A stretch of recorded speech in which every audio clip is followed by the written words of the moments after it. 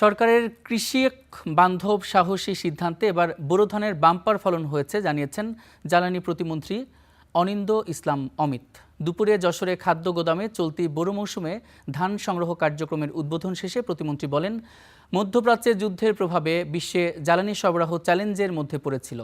বাংলাদেশেও সেই ঝুঁকি ছিল, তবে প্রধানমন্ত্রী তারেক রহমানের তাৎক্ষণিক সাহসী সিদ্ধান্তে পরিস্থিতি সফলভাবে মোকাবেলা করা গেছে। এ সময় প্রতিমন্ত্রী হুঁশিয়ারি দিয়ে বলেন, ধান সংগ্রহে কৃষকদের ওজনে ঠকানোর অভিযোগ পাওয়া গেলে কঠোর ব্যবস্থা নেওয়া হবে।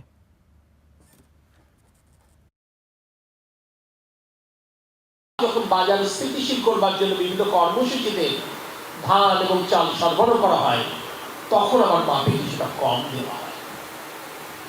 মেহেরবানি করে অতীতে যা হবার হয়েছে এই ঘটনার পুনরাবৃত্তি আমরা ইনশাল্লাহ আর দেখতে চাই, যাতে করে কৃষক ক্ষতিগ্রস্ত না হয়,